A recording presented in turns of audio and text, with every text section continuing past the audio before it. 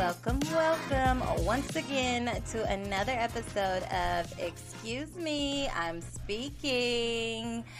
Yes, y'all, I'm so glad to be back for this week's episode. This is your host, the one and only SheIsTwinkle. Round of applause for me. Thank you. Yeah, I know y'all think I'm crazy, but yes, it's SheIsTwinkle. Call me Twinkle, Antoinette, whatever you want, as long as you're calling my name. But back by popular demand, y'all know if y'all listened to last week's episode, it was a treat. I don't know why she's silent in the background, but she is here. I'm going to let her introduce herself, my co-host. Marlena Watson, a.k.a. Nina. Also known as I am Nina Watts on Instagram. Right. Yes. Yeah, so we are back with part 2 from last week's episode. So if you didn't get a chance to catch up on that, please make sure you do that. But before we even dig into part 2, for those of y'all that are listening, you already know where we're from, okay? Kansas City. Come on now. Okay? All we do is win. No matter what, okay? And this was a major week for us within these past 7 days. Yeah, it was great. Kansas City Chiefs won the Super Bowl. We are on the once map. Again. Yes. So, for that Super Bowl win, what were your initial thoughts? Because we watched it in 2 separate places. So what was your reaction? Well, I knew we were going to win. I wasn't doubting the team. So I knew from the very beginning when we did the coin toss, it was going to end up in our favor in the end, which it did. It worked out perfect. So I really didn't have any issues. I was just worried about our kicker because I'm like, okay. Bucker. Do not mess up Mr. Buckner because Buckner or whatever. Bucker. It don't matter. I was going to call him something else, but we're not going to go there because he did his thing and we just going to say, woo, woo. He did his thing when it counted. When it counted. But he did miss one. And I'm like, sir, do you want this or what are we doing here? At the end of the game, we always won it by the end of it, though. We won it by the end. So all that matters. It worked out. Yes, final score 38-35. That's right. Yes, so I don't know if you were like me and a lot of other women out there. I was highly confused when one of our players, he just slid close to the touchdown. I'm like, all of us women were upstairs and we were like, you could have just slid in there. It's like 2 feet. Like, what are you doing? Like, we're going crazy. It's too much time for the other team because what would have happened is we would have given them more time on the clock. And they can throw that ball. And they're knowing, they're used to that ball being thrown so far and they're used to catching it. And it's hard. They're good. So, I'm not a big football, I don't know. Guru. Yeah, I don't know too much about it, but I did learn a game over the course of time. But I felt like that was perfect for us. We count down that clock. And then we only had a couple of, just a couple of seconds left for them to have that ball.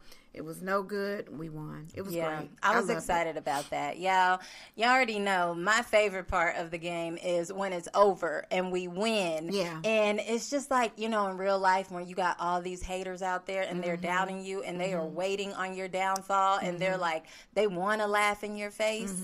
And when you get to throw it right back at them, like I'm still shining anyway. Yeah, that was Pat Mahomes and Kelsey. Now, Pat, he is, what should I say? He's polished, okay? Yeah. He is media friendly. He's trained. Kelsey. He just hood. Yes. Straight hood. We just love him. Like, it absolutely. It's no...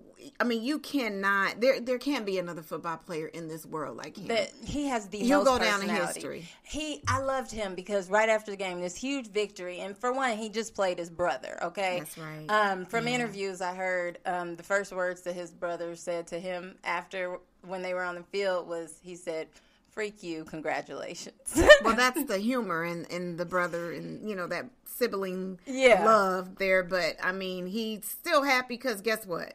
He still get the money too. That's family. I'm sure they, the whole family. They living their best life and their mama. Well, my part that I loved about it was Kelsey goes up to the camera during the interview, on live TV, and they were asking him if he had any words, and he's like, Not now one of y'all. I mean, yeah. Believed in us. Not one of y'all was going for us. And basically, like, now y'all got to eat that. Yeah.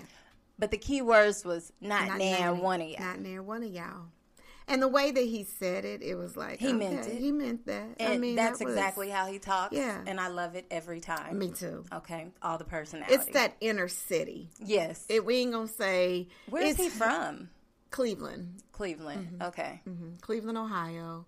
The urban part, probably. Yeah, inner city. Okay. But, you know, the interviews that they had with him and his brother growing up, you know, they were on the same football team, and he wasn't even getting the time. His brother was. And but his brother is older than him, right? Yeah. Okay. And so he was helping him, and so look at, you know, but they're both good. Yeah. The mama can't, I mean, She did her thing with that. And she had some big old boys, too. Yeah. So all that hard work. They had no food in their house. Labor, delivery, all that. Taking care of them kids from grade school to high school to college. And I'm sure they're taking care of her now. It paid back, mama. That's what I'm talking about. Hey. I do know that they do have a podcast together. I've never listened to it until this week. Interview. It's called New Heights. Okay. And so I looked it up on Apple Podcasts, and I listened to the most recent episode because it was them. They gave a really detailed account of like what went wrong on both team sides. Travis Kelce said he doesn't even know like where they were in the second quarter, which I agree with him. Yeah. But they got it together when they came back, and they talked about like from their point of view, pivotal moves in the game, and it was still like a good like brotherly love conversation, and it was exciting. So because you got to understand it's still the business. Yeah, it's a business. I mean they're both still making money. Yeah, and so at the end of the day, it still goes in each other's pockets. So what? Hey. Okay, so talking about going in each other's pockets, something that was interesting to me is that the halftime performers do not get paid. That's right. Do you believe that she deserved to get paid? She, as in the Rihanna? I mean, she's a multi-millionaire. So she don't need it. Here's the thing. Would you have paid her for this performance? That performance, her showing off the baby bump. Yay or nay? I mean, you know, it's hard to say yay or nay. I'm not saying yay or nay. I'm saying I'm saying saying yeah. Because here's my thing with it. She gets the performance. She's got all this stuff she's selling with her makeup line, her athletic line.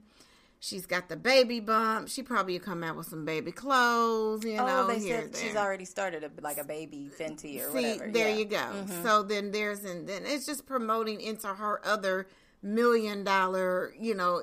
Okay, but she was there for the performance. That's what we were expecting that. Mm-hmm. Like for people to go all out. Mm-hmm.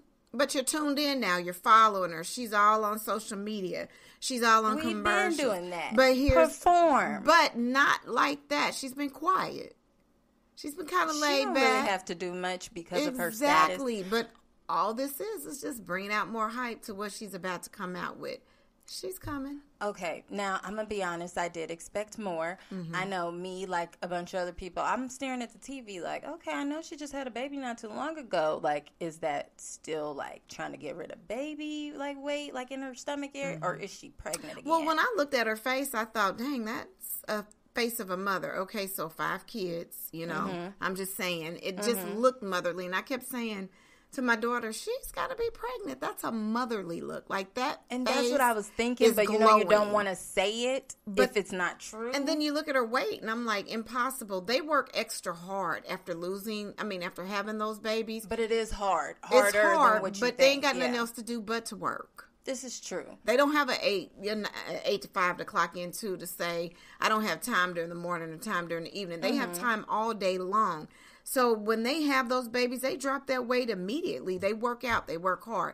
Well, at least those that have the money to do it. However, I knew that woman was pregnant. She had that that look. You know what I mean? That motherly look. I mean, I could see it. I just didn't want to say it and then she not be pregnant. She was exhausted.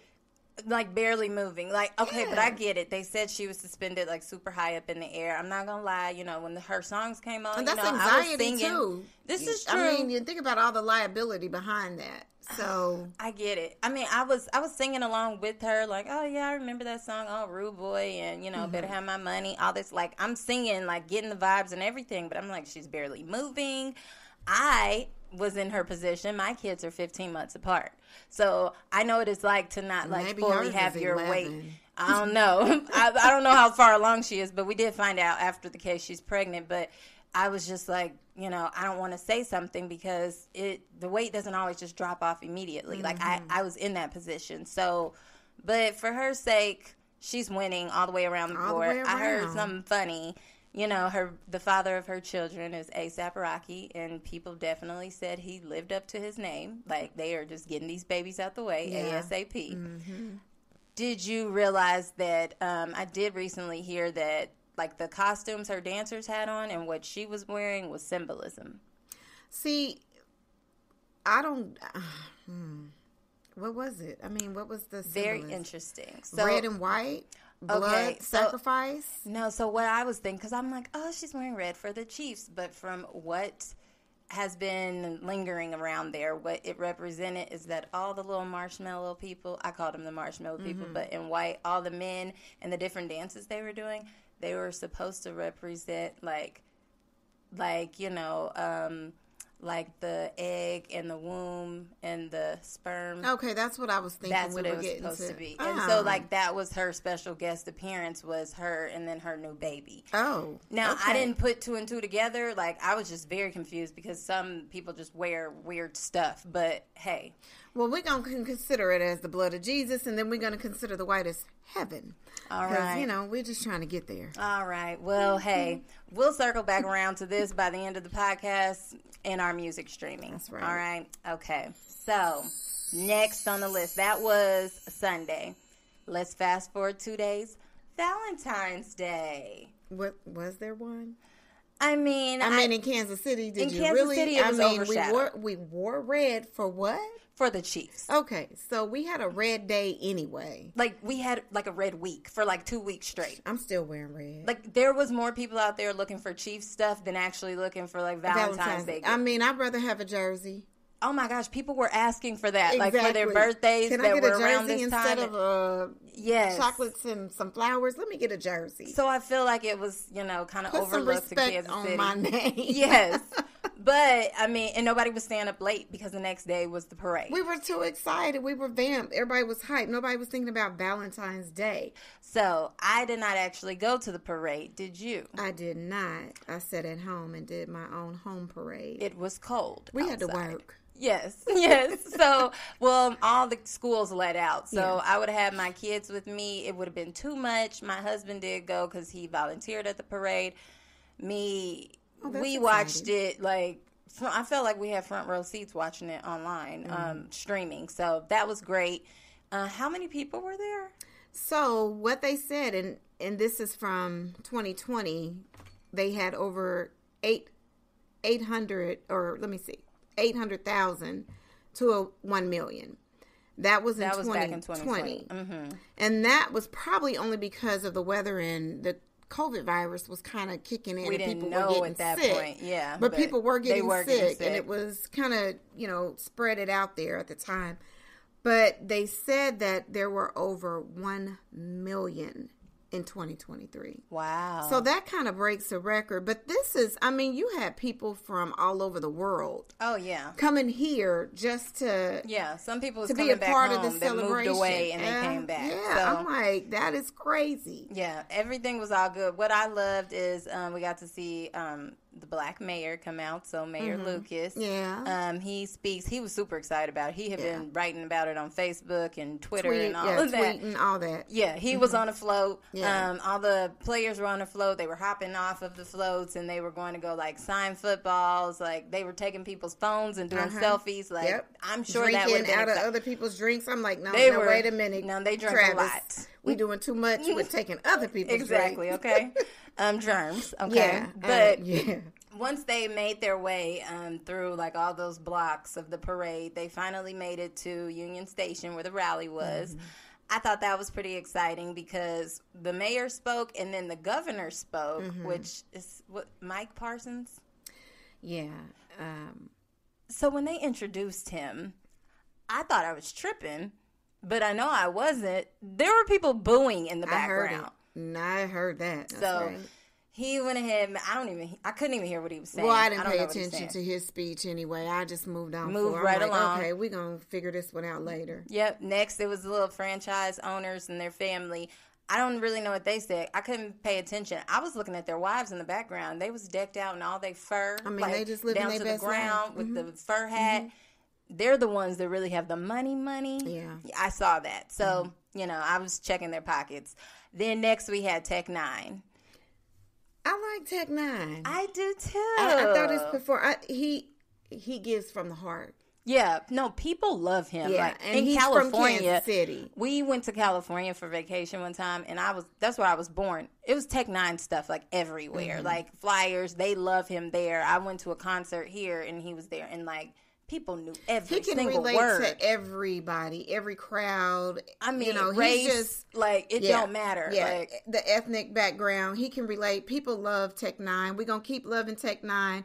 He's been in the industry for a very long time. And the older rappers they don't get that respect. So we're going to put some respect on Tech 9's put some respect name. on his name. Okay. So he's done his thing. And I think that was the perfect person to come out and perform. Yes. He's Kansas City. He's from the heart.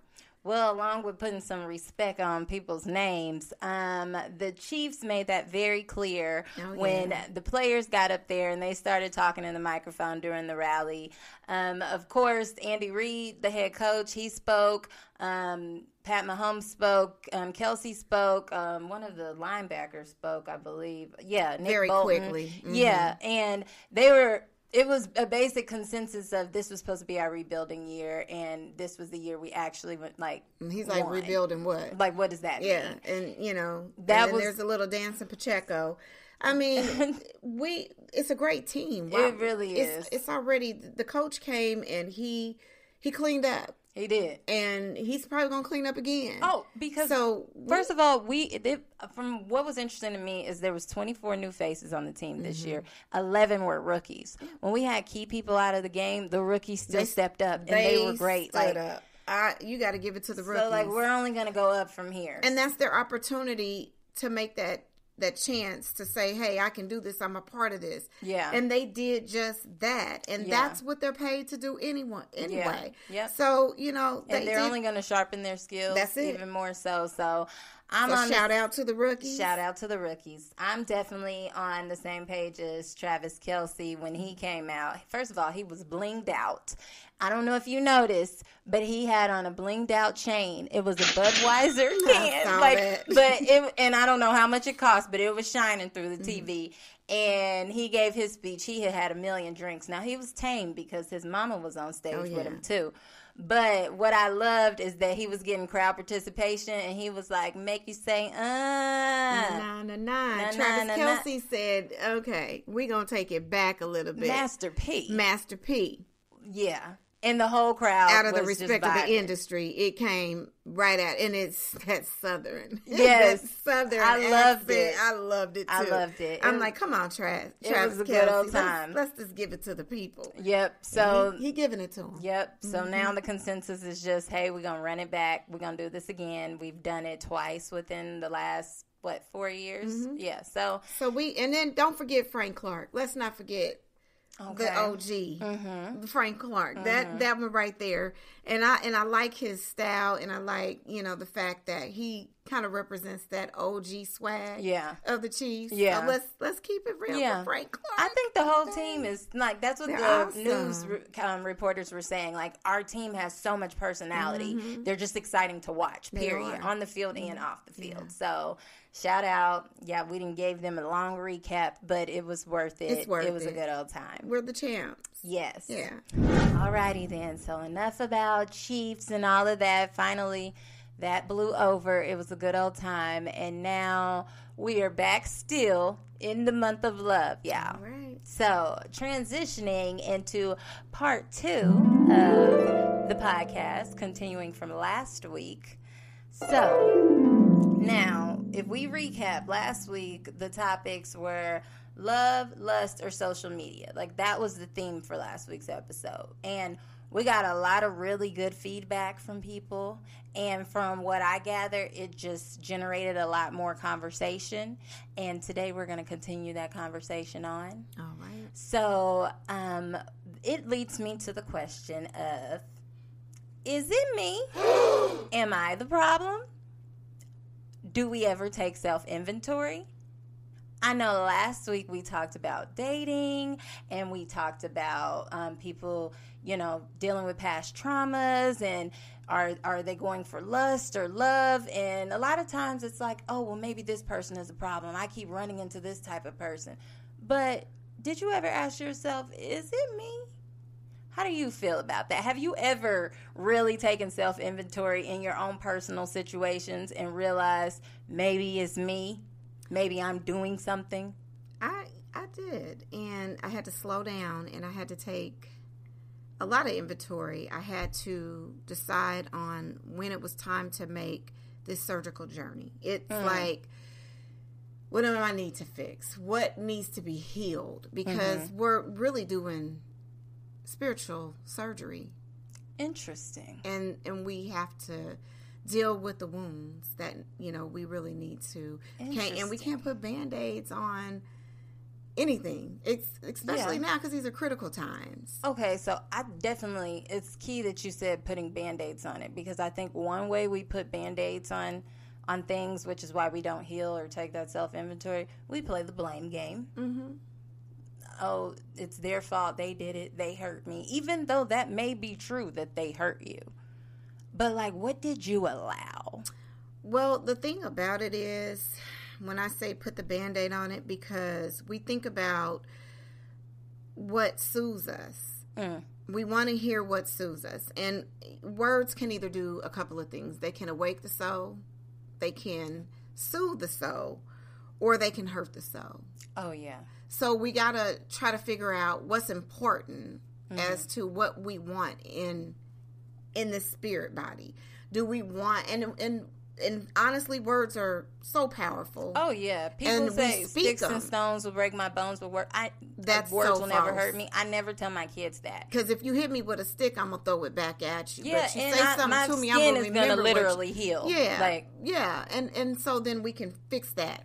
But then if you say something to me, I'm going to remember what you said. That's and an I'm emotional scarring wound. Yeah, I'm always look at you a little differently. Yeah. Yeah, so words are powerful. So we have to reevaluate our world in our words.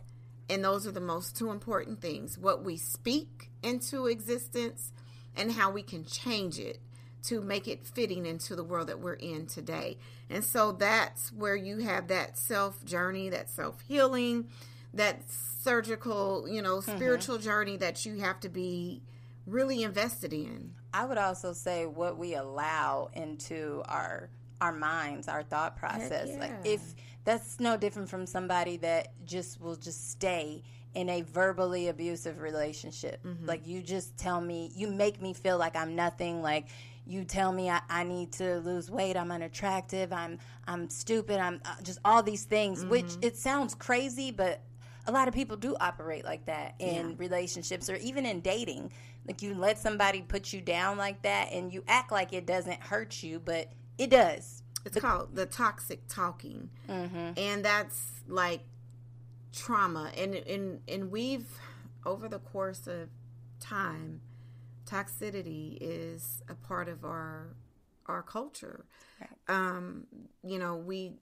There's always something chaotic in the Black family. And I can't speak, on all cultures, but just growing up, there was always something that you would always remember. Your uncle would always say when he came in drunk. You can always remember something traumatizing. Even if that's not the case, just some people's beliefs and ideals are toxic, but they aren't healed. They don't know any better, so they just pour it on to the next generation. Yeah. So I definitely think that that's a part of putting the Band-Aids on things is that blame game and that toxic cycle that we're kind of talking about. And so I definitely think when you do take self-inventory, it's time to break the cycle. Yeah. And we're talking about relationships, but as we also discussed last week, if the way you communicate in one type of relationship, so whether it be a romantic relationship, that doesn't mean you're not using those same like behaviors or traits or communication styles within relationships with your friends and your family as well. Right. So I think we had said that last week. They're all connected. Because out of the abundance of the heart, the mouth shall speak. It's already in you. And my dad used to always tell me that someone can't give you what's not in them. And so that's powerful because what's manifested in someone is going to automatically come out of them. What's not in them, they can't feed it back to you. And that's when I say it's time to do that spiritual surgery. You got to start rethinking things and putting it in a more positive motion. Like rewiring your mind. You got to start doing stuff differently. The thought process. People say the mind is a powerful thing to waste. Joyce Myers. And they say it. The battlefield of the mind. Yeah, they say it, but I don't really think they take it into account. I know I'm guilty of that sometimes because it's not like an easy like switch. Right. Like it takes a lot of like mental and emotional effort because you're so used to, and that's the first step is removing yourself out of certain patterns and, those traditions. How do you do that? Okay, so we're going to get to that, okay? Okay, so before we get into it, I do know there's usually, now correct me if I'm wrong, but I do believe I'm right, but there's usually negative connotations that are associated with any form of self-improvement or like taking self-inventory. It's like, oh, well, I'm not the problem. Ain't nobody about to tell me that. It's these people out here. I am ready. I want this type of person. I am a good person at heart. Like, what do you mean I need to, like, change something about myself?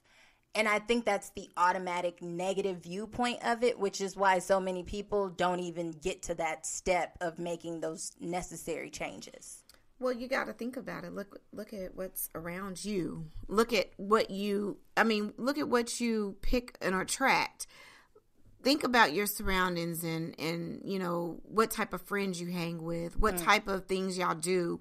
You got to remember that when you are saying that it's not you, that's the first key to that there's a problem. Right. Especially when you think that it's not you, it's them. Okay, well, now you're pointing the finger, the blame game, and there's all these other fingers pointing back to you, right? And now it's time to take a look in the mirror to find out what it is.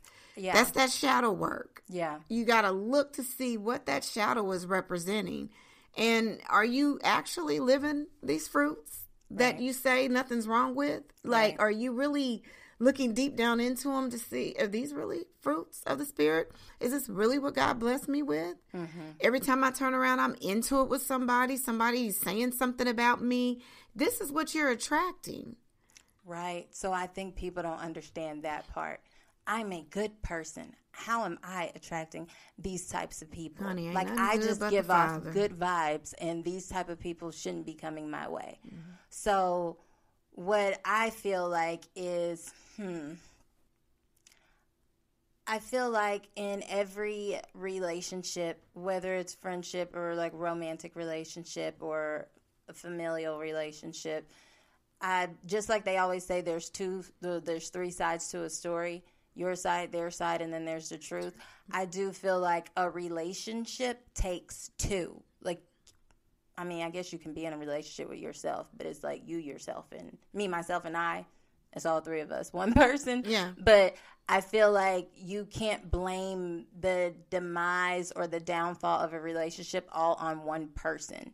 There is a lesson to be learned out of it from both people. Yeah. So even if somebody did like wrong you or hurt you or physically hurt you or emotionally like scar you, there is something that you did as well that you could learn and take from. So you might not have necessarily did it to them, but like, did you settle? Like, did you see the red flags and the signs and you didn't honor your feelings? Like, did you not speak up for yourself? Did you not teach that person how to treat you? Like, did you not put your foot down and then walk away? Yeah. Or how do you treat them in return? Like, a lot of us like to just think of ourselves, but like, there's a role that we play in it, because if you keep attracting a certain type of person, you are the common denominator. Yeah, very true. The thing about it is, you got to have, first of all, you got to have that love and that peace within you. And then you got to change your existence. You got to learn how to recreate yourself. Okay. Unlearn to learn again.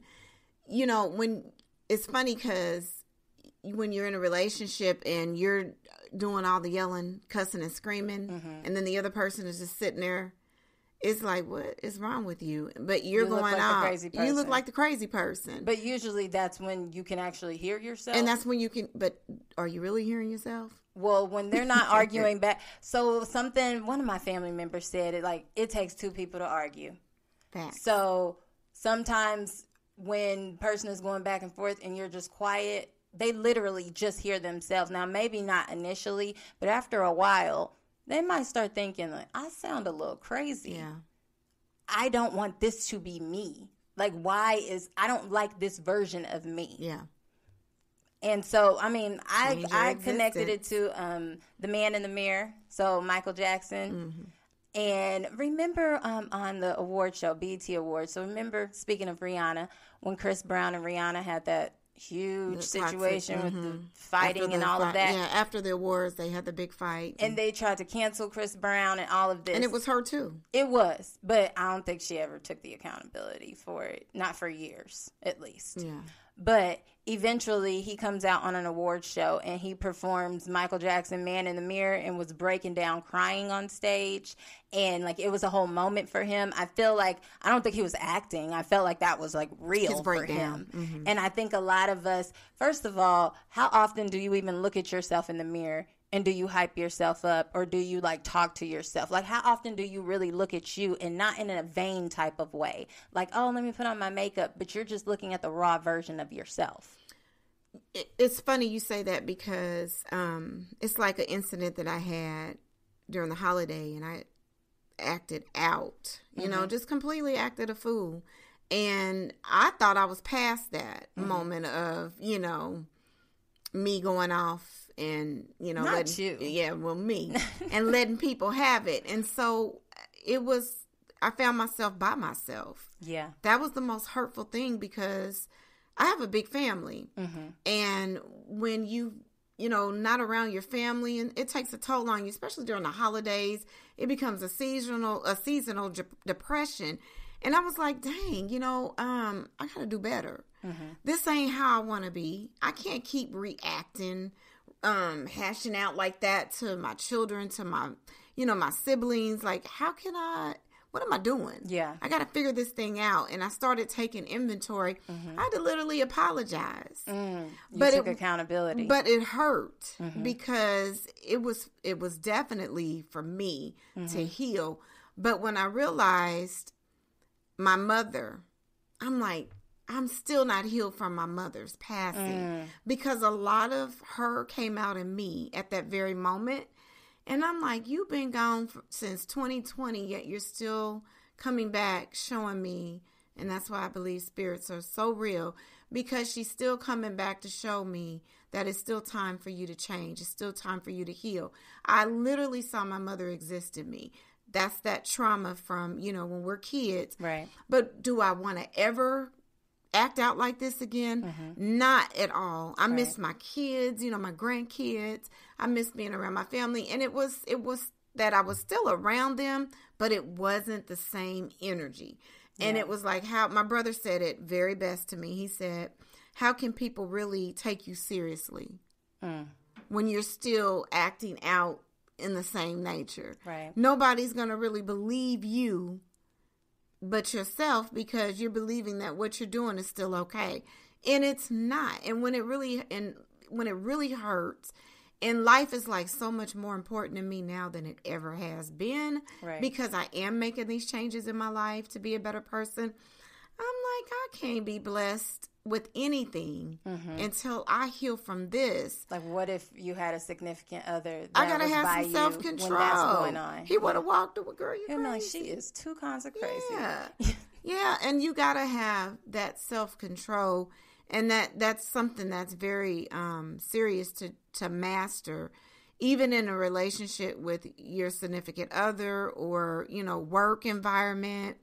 You got to learn how to be in control. You can't let someone else's insufficient actions make you go out and off into this deep, anger in movement. Right. And cuss everybody out and then expect the next day for everything to be okay. It don't work like that anymore. But the important part was that you learned a lesson in it. So it's just like we just said not too long ago in the conversation. There was an incident that happened and you were hurt. You were angered. You felt like somebody did something. But then you also take accountability because you reacted in a way that you're not proud of, but at least you took that self-inventory and you learned. And maybe that was in the isolation and it literally affected other relationships in your life. It was like, hey, I got to do better. Yeah, it was because I was just not thinking of anyone else but myself. And and it hit me so quickly, like, dang, I'm going off for no reason. It wasn't satisfying to you. It wasn't satisfying. The next day it was hurtful. Yeah. So that was a big change for me within these last couple of, weeks of going into the new year. Wait, this is February, so. Yeah, we're a little bit ahead of that. Right. Yeah. But it was just very deep, and I thought, dang, I'm not ready. I'm not there yet. I'm there, but I'm not there. I'm getting there. I realize that there's still some little bit of things I need to wipe off, Do you think that in that situation happening and you taking self-inventory and you mentioned your mother, do you think that a part of that underlying issue was the fact that it was the holidays and that was something that you still weren't fully healed from and you may not necessarily been like dealing with it, like it was just kind of like laying dormant there, but it was bothering you emotionally? Yeah, and not to use it as an excuse. It's not, but my birthday falls in December, and it's always during the holidays. It's hard because I don't get that phone call from her to say, hey, we're having a Christmas dinner. You're gonna come and eat dinner with me, and it's always around my birthday because my birthday's a couple of days before Christmas, and so all of that interaction with her was always there.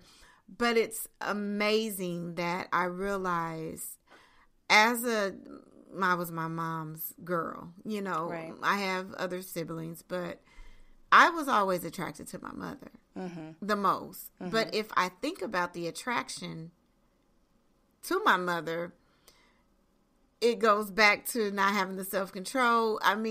We were kind of like okay with our behavior together. Yeah. That was the characteristic that was in her that you latched on to. Yeah, and I displayed it. And so being around her, I was like, dang, I was always the one around her the most. But it was only because I attracted to what she fed me. And that was okay for me.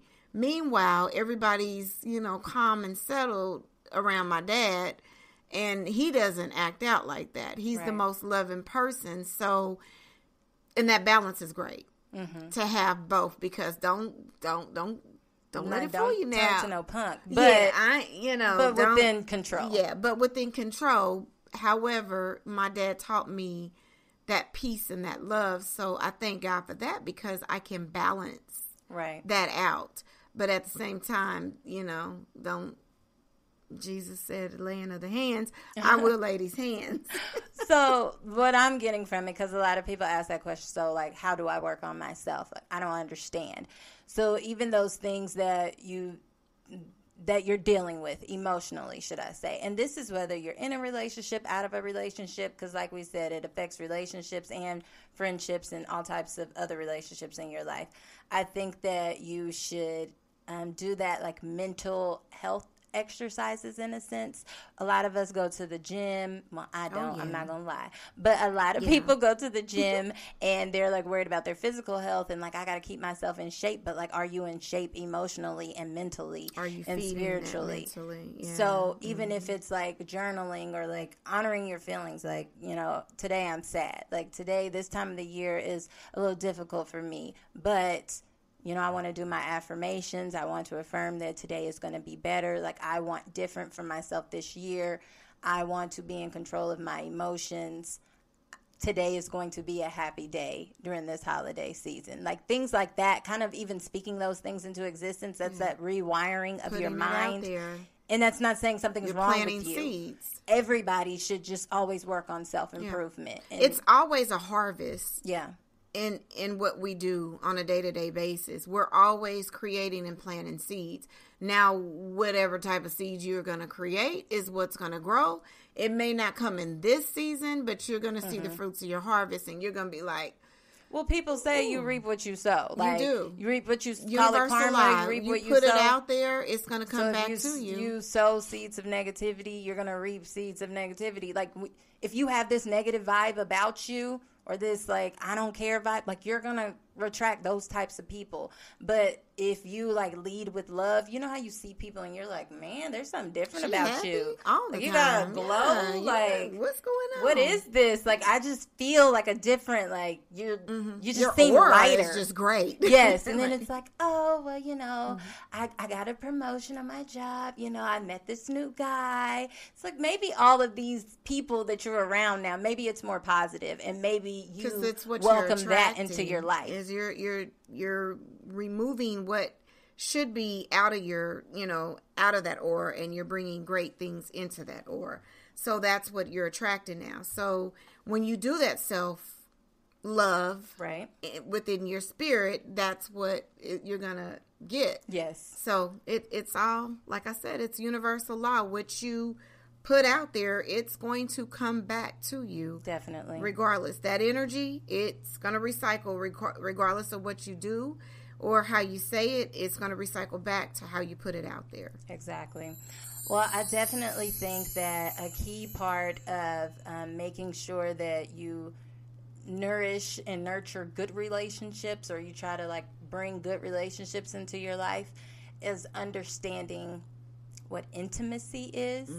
Because I think that intimacy is shown in all forms of relationships. Yeah. So I definitely think when you understand what intimacy is, you understand what you need. And then when you're speaking with other people, you understand how they are as a person and how you can relate to them, or maybe even how you can help them or communicate with them in terms of intimacy. So this leads me to the next question. What is the number one thing, in your opinion, that, let's say males, let's pick on the men today. What do men think of when they think of intimacy? Ooh, depending on the person. That's depending on the person. It is. Okay. Because dang, I thought this was an easy one. Well, it's not, because especially now that I'm dating and I realize, like, I'm quick to just throw my hands up and be like, done, next. I don't care how fine you are. Like, you're eliminated. Yeah, you just ain't bringing the right thing to the table. The intimacy can be intellect. They can learn from you. You can teach them, they can teach you. A lot of guys that I've met have been that way. Okay. Maybe it was a little biased for me to ask you, because we're two different ages. Exactly. So at your age, I'm over the heels. Yeah, they should have a little bit more of a clear understanding of what intimacy. Some of them not because age. They should have enough experience to understand differently. But they're still looking at the physical. Don't get me wrong. But a real man, the physical is automatic, but they're going to also want to know what this woman can feed me. Not just or what a he dinner. Can feed to you. Or what he can feed to me. Can she meet me halfway at this table? Are we on the same goals? Are we, what are we attracting here? Because you can be so pretty and have all this going for you, Brittany, and then at the end of the day, you're just You're just a empty Kelly Britney. Bundy. Yeah, You don't have empty. nothing. You can't bring anything. So how can I feed your soul mentally, physically, emotionally? And we work through this journey together if I have nothing to bring to the table. But, I'm cute. Okay, so Yeah, maybe I got a that's why body. typically I think if you ask the younger crowd, because they're probably more so in like the beginning stages of dating, like really dating in the real world, not like high school, they would say intimacy is sex. And I think that honestly, whether you're in relationships or marriages, I think that there's a lot of men out there, no matter what age, that still think that like physical like intercourse would be their definition of intimacy. And it's like, you're not doing this, then it's going to be a problem. And now we're going to get a divorce, or now this is going to justify me going out here and go find it somewhere else. And I think that creates a lot more issues. And then that's when in situations, unfortunately, people, they get cheated on and they think like, is it me? Did I do something? That's when they start thinking, is it me? You know, and that is the wrong situation. A lot of times we're too busy trying to unpack the package. Oh, right. And not, try to figure out how to get into the box. And when I say get into the box, I'm talking about my mind, my soul, not my, my box. I'm but talking we talked about that last week. Mentally, physically, and emotionally. Men want to automatically just unwrap that package and don't know what's inside. It's like, okay, looking at this book is really a nice book, so, I'm just going to look at this book. It's cute on the outside. I'm going to try it. I'm not going to read it, though. Don't know what's inside of it. And and women do the same thing. We're so excited about how it looks on the outside, but what is it that is really on the inside? And that's our problem. That's the problem. We don't in take that. Dating relationships, in married relationships, in friendships. That we don't take the time out. Okay. To just sit back and evaluate. Like really dig into like, who am I dealing with? And what do you require? Yeah. And like, what are you giving up? Yeah, because I'm not going to let some empty man come up in my home and run things, and he ain't got nothing to offer me. And I done worked so hard to get to where I'm at. And then here you come tearing me down. But I'm also not going to let an empty friend many times, or a friend that sucks me dry gossiping with my talking emotions about and people. all of that. I'm not going to let that enter my life. Because it's killing me. It will. It's draining. It's a low vibrational energy that you don't want to put into your aura. Okay. Oh, you say that, aura. Okay, so let's help the people kind of break it down a little bit, understand. Because I don't actually think a lot of men and women like fully know the different types of intimacy that you deal with in all of these relationships. So I looked up, of course, the actual definition of intimacy, and it says intimacy refers to a level of closeness between two people where you feel validated and safe. It requires vulnerability, openness, and trust. Okay? So just to let y'all all know, because I don't just be throwing my own opinions out here and about things like this, things of this nature, I don't think I'm a know-it-all. I will literally do my research, and so because I don't want to be out there like hurting people with bad information. Right. So I did find an article on psychcentral.com, and a lot of the feedback in this article comes from a bicultural psychotherapist by the name of Gloria Lopez. And the article is also medically reviewed and approved as well. So, yeah, that means it's legit, okay? But the article talks about nourishing different types of intimacy in relationships. So it said in relationships, there are 4 key types of intimacy.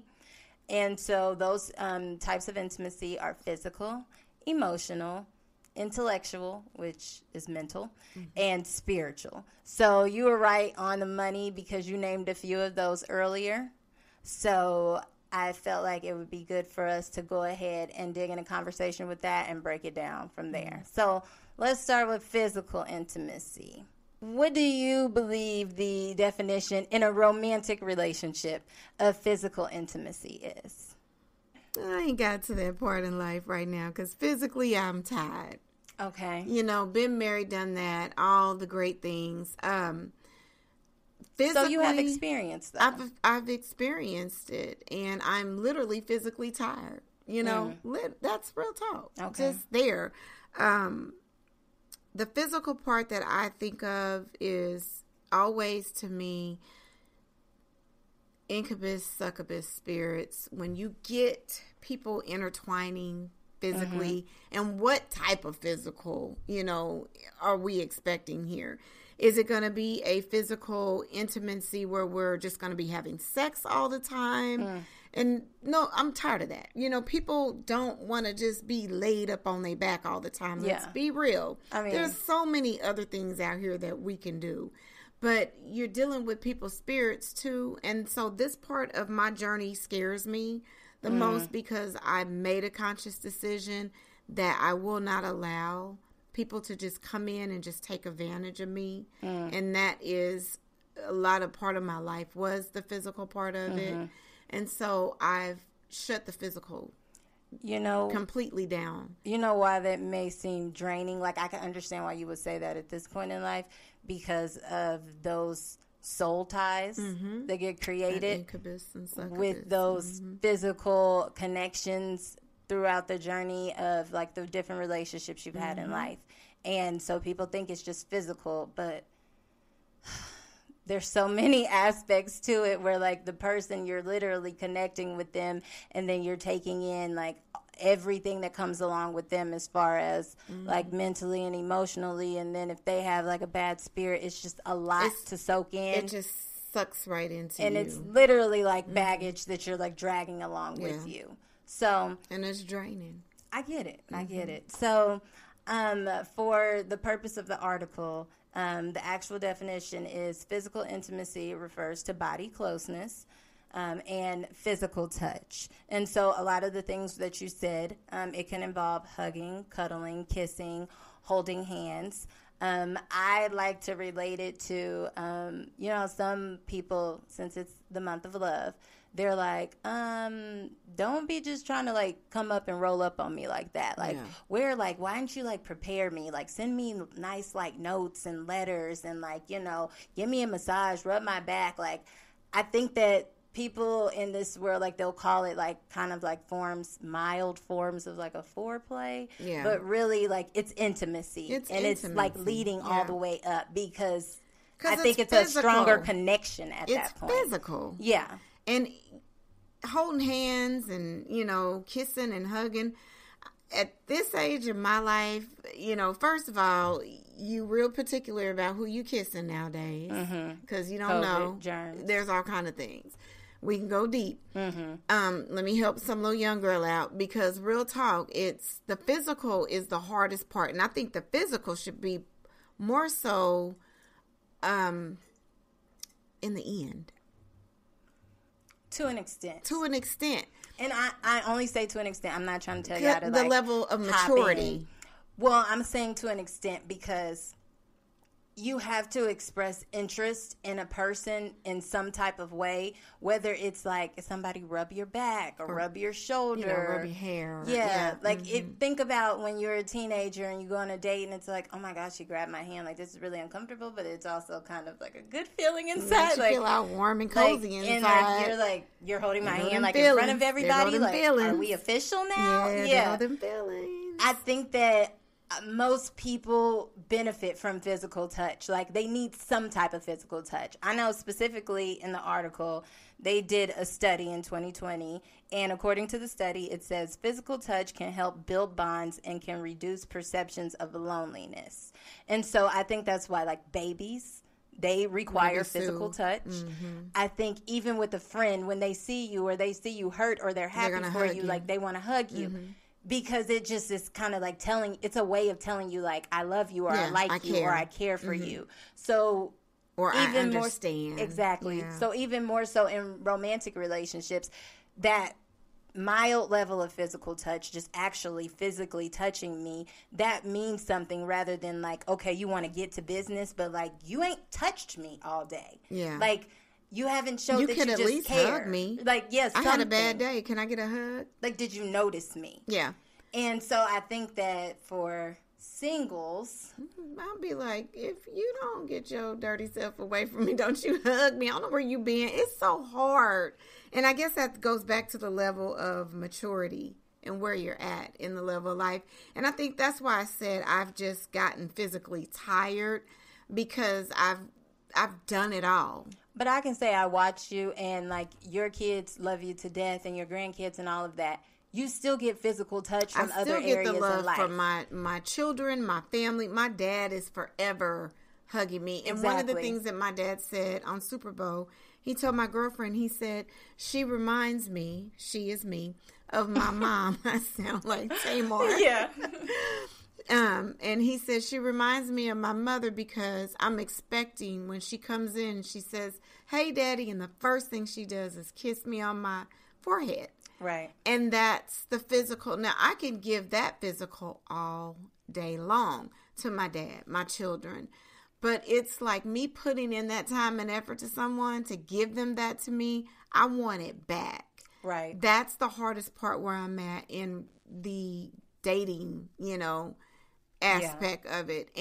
But that may also be why that's not a number one priority for you right now. Priority. You're not longing for it because you still get that like physical touch fulfilled in other relationships in your life. Even coworkers that's are loving to me. My friends, my classmates, we have a great relationship, and it's the best. Especially, it's so weird because when I made my when I decided to change, and I started taking the effort in the eating healthy, making sure I'm not putting in certain foods into my body so that I can give out certain things that I need. When I started making these changes in my life, the right people were falling off and the right people were coming along. And it's like the best thing I have is the support of my family and my friends. My family is my family. They're going to always be around, and, they're going to always love me no matter how I am, or, they're going to always look at me unconditionally. Right. The friends that I have now see this new person in me, and this is what I'm gravitating. And they probably kind of just like want to, I would say, like, gleam to you more. Like and it's like we're gleaming to each other because we're all shedding. Yeah. And we're all people are like, gosh, I need some of that to rub off on me. There's that physical touch right there too. Yeah. It's just what people, it's an action. Well, I think a key word that you said earlier is like, that's how your dad is, and that's how you are with your kids. So it makes a major difference. So whereas like for me, like I'm married and everything, but even throughout the years, I've had friends and family members tell me like, oh, I haven't seen you in like 7 years. Can I hug you? Or they'll be like, oh, I'm so happy to see you. And you could tell they're hesitant to hug me because they don't know if it's safe or not. Because I know that I give off a certain type of vibe, like, please don't hug me. Because it's like you're reciprocating with an interest. This is what I posted the other day. It says, love hits different when both of you are givers. It's like an endless flow of receiving. Nothing ever feels one-sided. You can give, and you're filled right back up. This is one of the healthiest connections to experience. When you're giving, but when you're given the appropriate type of action, that love, that, oh, I really do care for you. It's genuine. I think that's my like roadblock I run into, because it's not like it's not genuine for me, because literally so many people have been that way for me.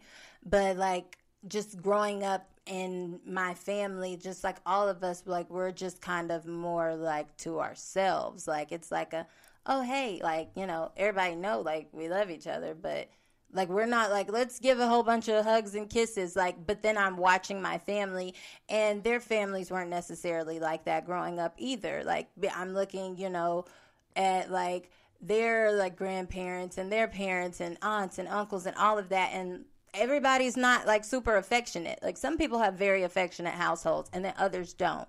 And so for me, it was like very uncomfortable, because I'm really not used to like physical touch like this. So now you want to touch me and like, oh, it's okay. Like, I know you have good intentions, but I know that my body language comes off as like, don't touch me. But at the same time, it's like, I know that I like want a hug. It's so funny because, you know, I've always been very physical with my kids. I intentionally was physical with mine. It's always that. And even my grandkids, it's even worse. Oh, yeah. They say you're, like, worse as a grandparent. Yeah, like, because it's, and I think like, that super affectionate. you are, because you realize that you probably didn't give enough to that child. Yeah. So now you can give it to their children. And Right. it's like you're giving it back in a way that, see what I'm doing for your babies that I didn't know how to do at 23 that I'm doing now at Right. 43. You know, we ain't Right. gonna get my age away. But No, but I think that's a part of that, what we talked about, like being intentional and like breaking that cycle. So when the question comes up is like, how do I work on me? Like, how do I take self-inventory? It's changing some of those habits or those things that you were accustomed to for the best. And that's not saying something's wrong with you. But like, I know that with my kids, I'm like super like, I love you, I love you, I love you, and like hugs and kisses. And so they can get in trouble, but before they go to sleep at night, they're like, oh, mommy, I still want to give you a hug and give you a kiss. I love you. And I'm like, oh, I love you too. And when they leave, I'm thinking, what is wrong with you?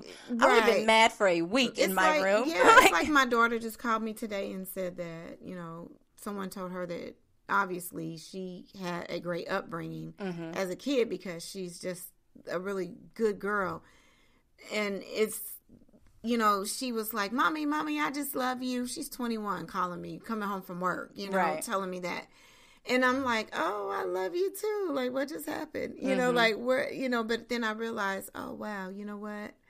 My fruits are coming back. And I can see that. And I was always worried about that because I didn't know.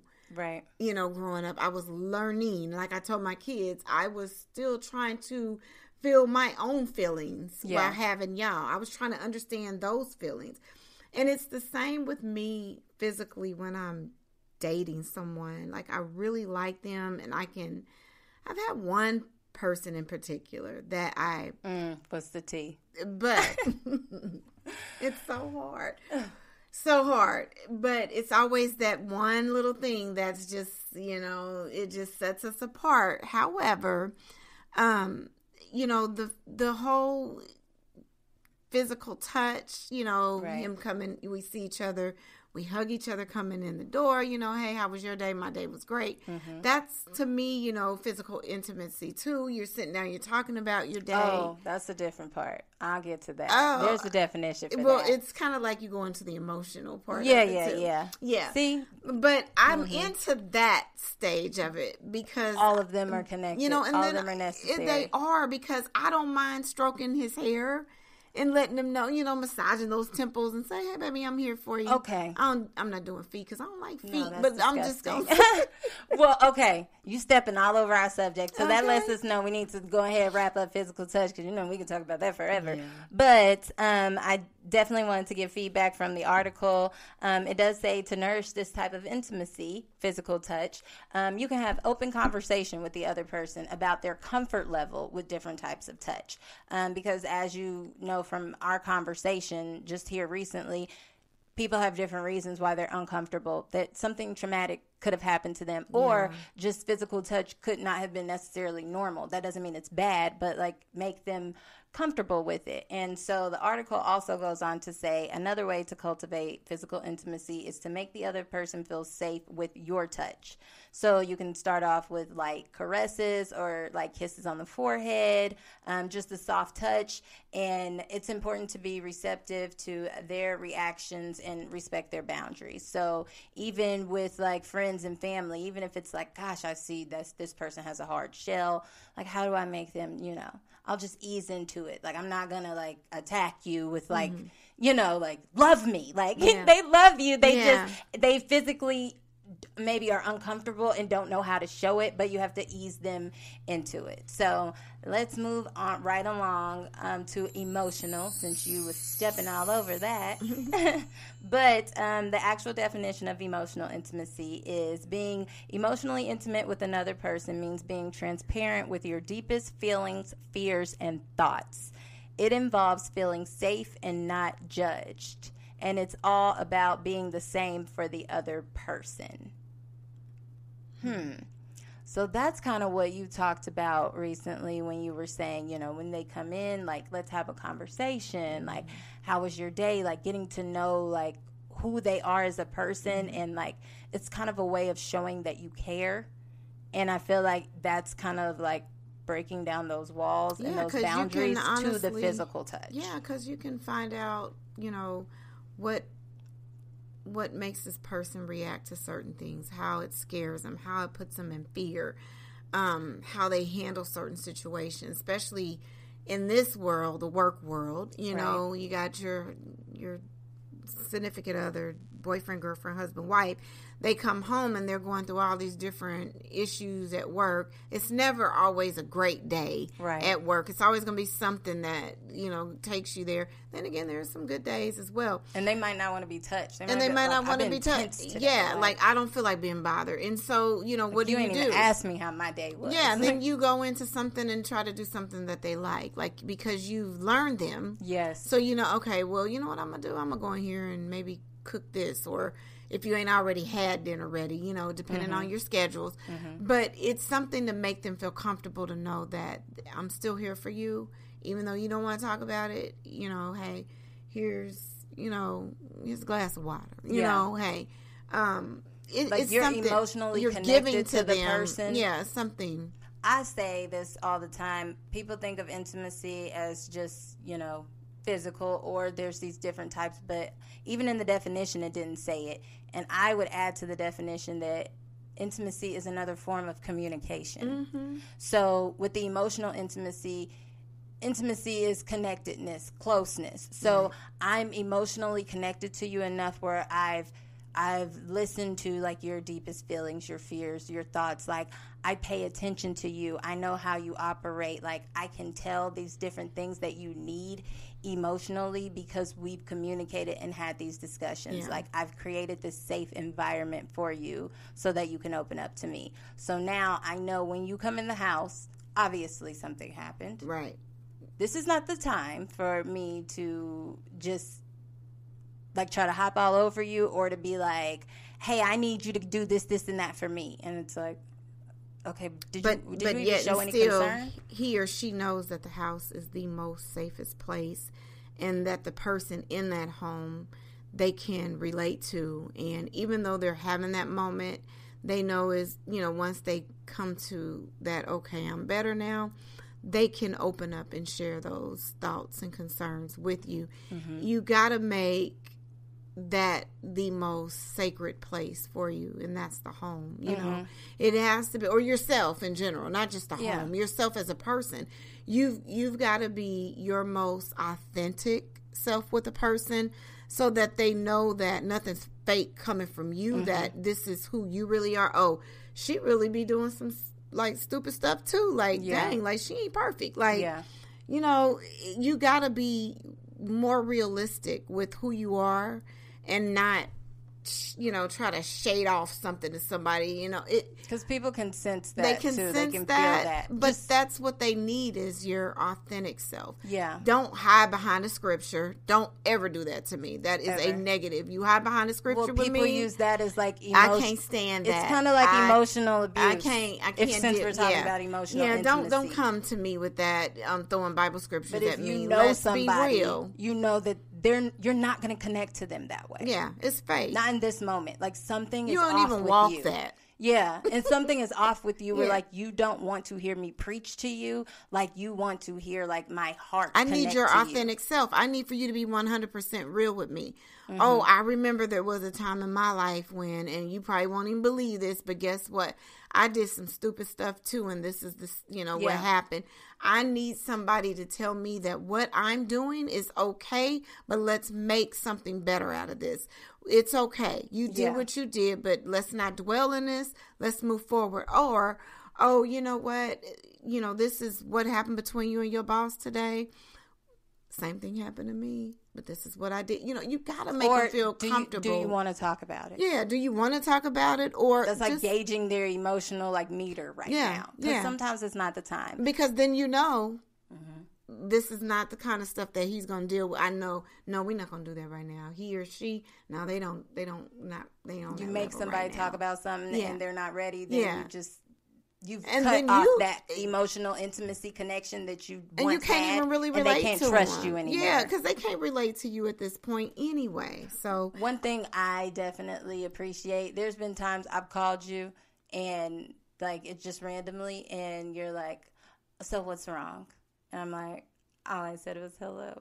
And you're like, what's wrong? But it's a certain tone. You can feel it. There's this emotional connectedness there. So I definitely know a part of the article I definitely wanted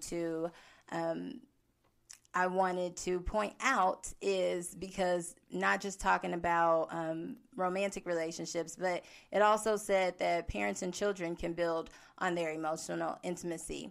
This is if they maintain a sense of curiosity about the relationship. So it gave a specific example of the psychotherapist said, it's important for a parent or guardian to ask questions or come from a place of curiosity rather than make an accusation. If a child, even if they're an adult, feels like they'll be judged, they won't share intimate details of their lives with their parents. The same goes for friendships and romantic relationships. So it's like we said, creating that safe space for people to be able to open up to you emotionally and be vulnerable with you so that you can help them and assist them. That's good. That's real good because, you know, when I was young, I remember as a kid, my parents were really busy. They were too busy trying to make the house, you know, comfortable. We had food on the table. We were taking care of business. They were taking care of business. So when I needed to be emotional, I had nobody to go to. When I cried alone. So when my kids were coming up and they were crying, I didn't know how to handle that. So I didn't allow them to express themselves. And so like my oldest daughter, she's really, I mean, she's the sweetest thing. You know, she's a sweet girl. I love her with everything in me. Shout out to Tariana. Mommy's proud of you, my future RN. But she held her emotions in. Right. And so as she got older in life, that affected her. And it affected her, you know, through not just relationships, but through friendships and, you know, in her own parenting. Like we said, it affects all your relationships in life. Yeah. And so if you don't give a child some type of boundary where we have certain things we can say to each other, if you're upset, there's certain words you can choose with me. You know, my kids would do Freedom Friday. It was Freedom Friday. They got to do what they wanted. They got to dress the way they wanted to dress in school for that day, that Freedom Friday. They got to, you know, tell me how their week was, but they were authentic about it because I knew that I was not allowing my kids to communicate. Right. So I had to think of something to help me to understand them. So that Freedom Friday was their expression day. They couldn't cuss, but they had safe words they could use with me to make them feel like it was okay. But I learned that after, you know, realizing my oldest and how she was. And I'm like, oh God, I do this with all the kids. Like, I want them to be able to talk to me and tell me what is going on in life. I don't want them to shy away. I do the same thing with my grandkids. Well, see, that's why I think it's important to understand intimacy, which is why I'm glad we're talking about this today, because even if you're dealing with a significant other, let's say, if you start to talk to them and get to know them, some things people are okay with opening up about. Like, they'll tell you about their childhood, and it could sound horrible, and they don't even shed a tear because they're like, hey, especially men, they're like, oh, it is what it is. Dry feelings. But it's not, it is what it is. Like, you're not even, I can tell there. You're trying to just brush it off. But even in that, you learn about the person that you're dealing with, whether it's romantic or a friend. You learn, like, oh, so this is what I'm expecting this out of you. I want you to be like super emotional with me or be in tune with my feelings, but like you're numb to your own. Yeah. That's how men and women kind of differ in those. Because we're actual nurturing. Women are more emotional. But there's a lot of us that are still like, we kind of cut off those emotions because there's things suck it up. You hear that like growing up as a kid, even if you're playing sports, it's like, suck it up, get out there, get it together. It's like, don't honor your feelings. But it's important to honor your feelings. They're going to build up and just blow up. Yeah. And that's when you get destructive people because you got to be careful. You know, that was one of the things that I was worried about my daughter as she got older. I was like, you know, you never show your emotions. Like, are you really sad? And she'd be like, yeah, I mean, I'm sad, but I mean, what? It is what it is. And I remember her telling me that one day, and I was like, well, it is what it is. But she just didn't know how to express her feelings. Now I think that she's a mother and she's got her children, and I think that we have a different level of, you know, understanding. But in motherhood, just being a parent, period, it automatically is the most triggering thing ever. Yeah. So it makes you take self-inventory. Yep. And you're like, why am I reacting this way? So it automatically how can I help them? kicked in. And then you start working on yourself for the betterment of your kids. But you can, those emotions are deep, and it's, you can go all day into the emotional part of it because it goes back to what I said earlier. You can't give someone something that's not in you to give. That's a part of the emotion as well. I can't love you if I don't love myself. It's what you have in you. You can only help someone. So, you know, you can't give somebody emptiness unless that's all they want. But you can't give somebody emptiness. You can't fulfill somebody's cup if you're empty on the inside. Well, I know the article specifically, it gives ways to nourish those types of intimate relationships. This is a really good one. It says to nourish emotional intimacy, you need to take a risk and be open. However, if one or both people are emotionally unavailable or fear intimacy, closeness in this aspect may become challenging. So that leads me to the question of, how do you connect with a person that appears to be emotionally unavailable? Which typically is the case in a lot of like romantic relationships because women are like, I want to talk about this. Like, let's talk about emotions. And then men are like, it's too much. Like, it's fine. Let's just move on. But eventually, like, that creates a rift because you're no longer connected emotionally or you feel like I can't talk to this person. Like, it's not safe. And so, me personally, I don't think that it is impossible. I think it's a challenge, like the article says. And that happens in dating relationships. That happens in marriages because people are people. Everybody is complex individual. Yeah. Everybody learned how they communicate or different forms of intimacy from the beginning of time when they were born, coming up through life.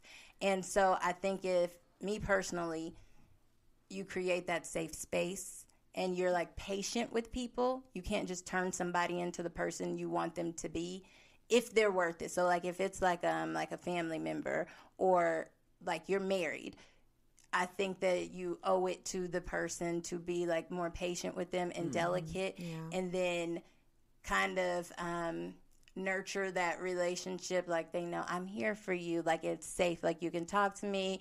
Don't like pressure them.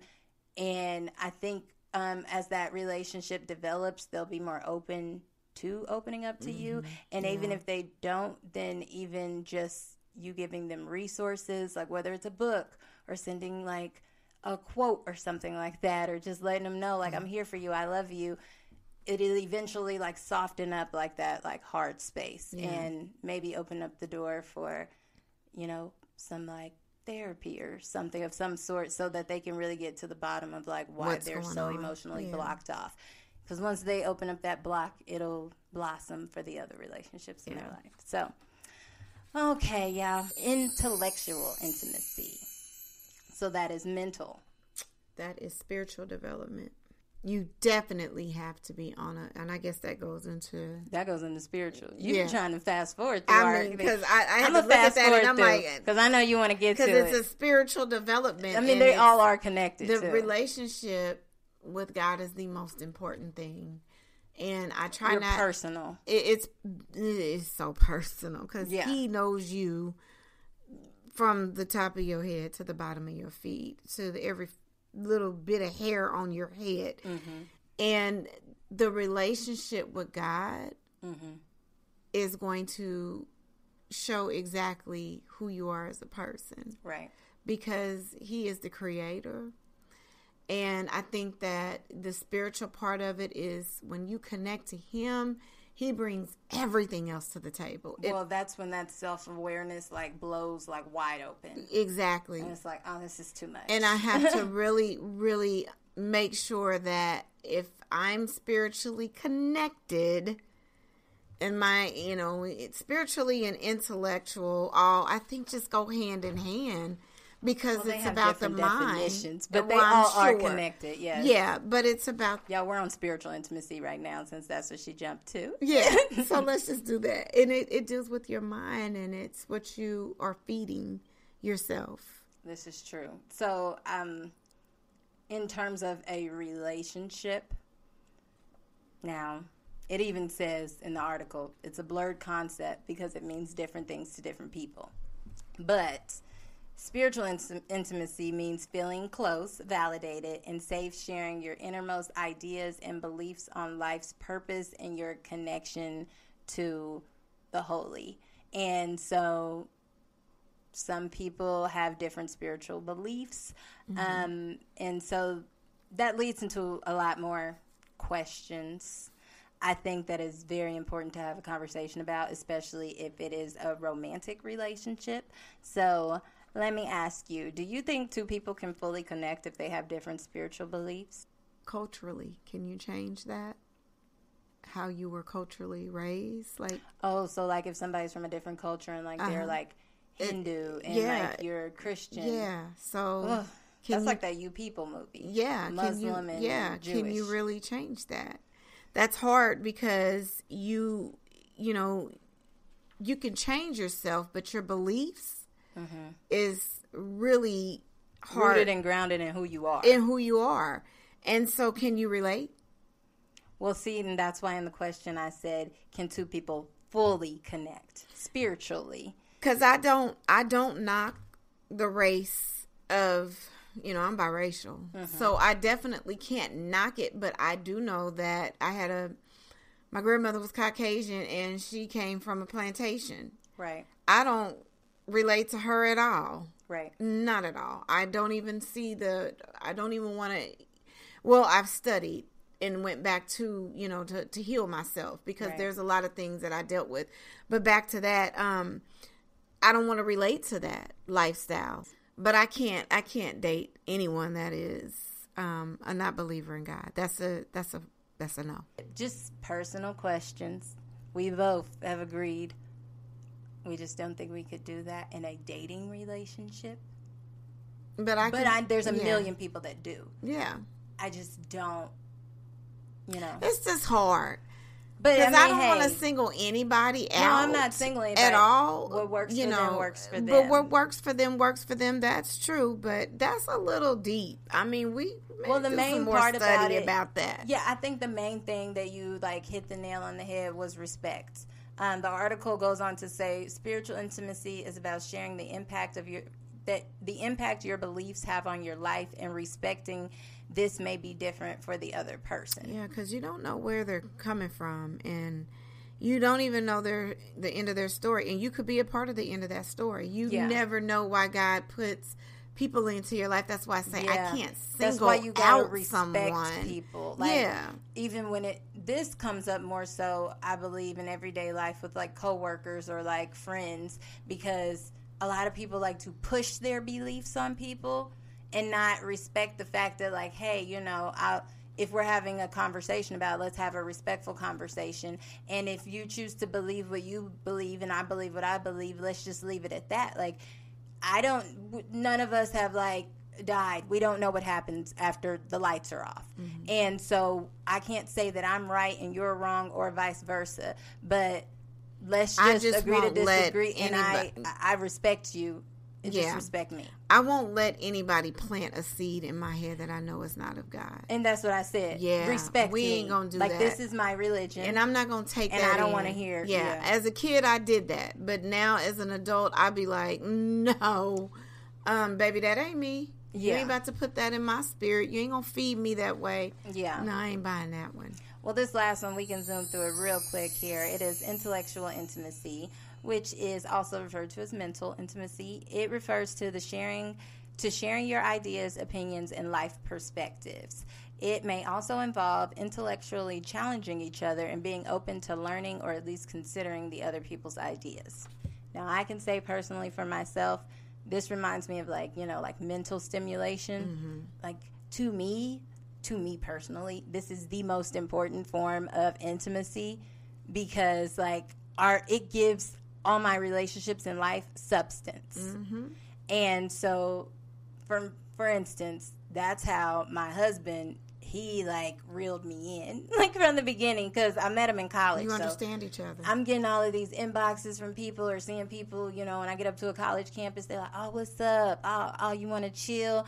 Oh, let's hang out, all this stuff. And they're like, back then they might have even been saying what's up, Ma? Who is Ma? My grandma's in Kansas City. I don't even understand this language. And don't whistle at me. Don't do that. But at the time, he had reached out to me, and we were talking about the election. We were talking about what classes we took. I couldn't figure out, are you trying to talk to me like that, or are you trying to be my friend? Are you trying to just have an intellectual conversation? Learning you. Yes, but it was also a great, way to capture my attention. And He's I don't still know. Man. Yes, if you wanted a different way to approach me, it was great. It was great.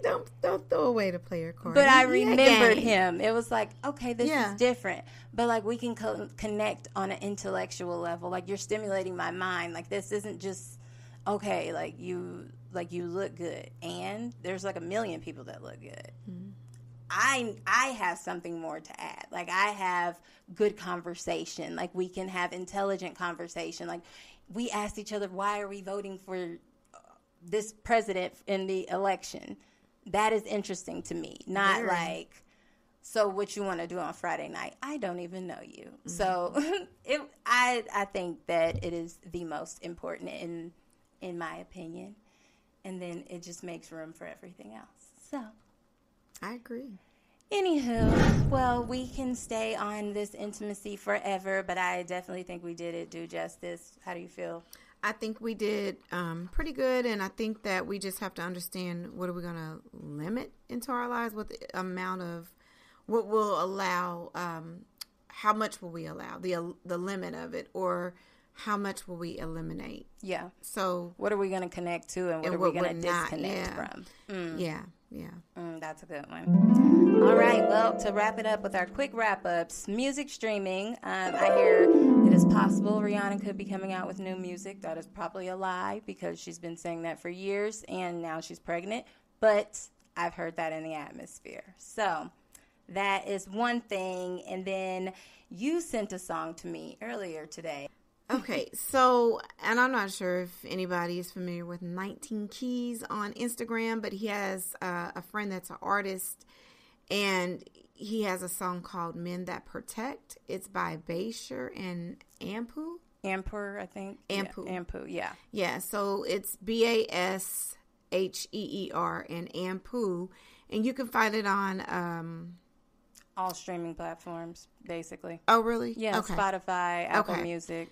Yeah, and it's called Men That Protect, and it features 19 Keys, and it's a powerful song that I actually downloaded a lot of his music because he's spiritually connected, and he's just at his highest. You know, it's deep. So listen to it. Men That Protect, featuring 19 Keys by Basher and Ampu. Great. So, quick wrap up on movie and TV streaming. Valentine's Day, there's a Netflix show that came out called Perfect Match, and it is kind of like a competition game, but between couples, and they're trying to match up with compatibility, the perfect person. I don't know. It's another one of those Netflix dating shows, but it gave me life. I enjoyed it. It features all the contestants from all of the dating shows that are on Netflix. So well, you might appreciate see familiar that. faces. Yeah, because I mean, that's like, okay, the Hallmark movies, my Christmas movies. They're all over with. They're all over with. So I you had the need football something. season. I'm like, what are we doing now? Yeah. Like, I'm so bored today. I'm like, what am I doing? We'll get some more streaming Nothing stuff exciting out there. going on. I mean, come on. What can we play football all year round? I'm not a basketball fan, but hey. Yeah. Well, I can tell you what not to watch as a part of my streaming news. You. YOU, the show You that is on Netflix. It originally started on Lifetime. The first 3 seasons were great. This 4th season, I got through the 2nd episode, and I didn't even get all the way through it. I got like 5 minutes into the 2nd episode, and it was freaking horrible, and I probably not. I've never even heard of it, but I've heard about the reading, and Monique did a really good. I heard about that. I gotta watch it. But I heard it's kind of demonic. Yeah, that's why I was scared. That's why I hadn't watched it I don't yet. like feeding my I don't spirit, like that but we either. I gonna seen see. her eyes rolling to the back of her head, and I was like, I okay, can't want yeah, it. we'll see how All right. that goes. Well, y'all let us know. Okay, so Right. just to wrap it up, the quote of the day for today that fits in perfectly with today's podcast topics is from somebody by the name of Rupi Kaur. And the quote is, "How you love yourself is how you teach others to love you." I just saw that today. Yes. Oh, so that's I'm going funny. to post it tomorrow. So It like actually, I saw it on Facebook. Really? I did. Oh, shoot. I just Yeah. came up but on this. it was a part of the Love Month thing. Oh, and makes so sense. yeah. And then also, real quick, trends and like patterns and stuff like that. No matter what, don't get caught up in it. This is life. Take your time, rewind. It's always okay to redirect yourself, and it's okay to be, you don't have to be critical, but go ahead and just know what's good for you, what's not good for you. Eliminate the good, keep the bad. I mean, eliminate the bad. Eliminate the bad. Eliminate the bad, keep the good. I'm trying to read off of something here. But at the end of the day, know your worth and stick to what you believe in. Amen to that. Amen to that. Well, I think that was great. That wraps up today's show. As always, y'all, please send us your comments and feedback. You can follow me on Instagram at SheIsTwinkle1. And where can they follow you? Oh, you can follow me at I am Nina Watts. On Instagram. On Instagram. Yes. Send us direct messages, comment on a picture. We will definitely get back to you. Let us know what you think. But other than that, y'all, it was good doing this recap, wrap up. And, you know, you can come on the show whenever. Everybody loves you. And we always have great conversations. So this has been another episode of Excuse Me, I'm Speaking. Y'all, we've talked so much. We've talked our heads off. It is time for us to stop speaking, and we are out of here. Love you all. Bye. Bye.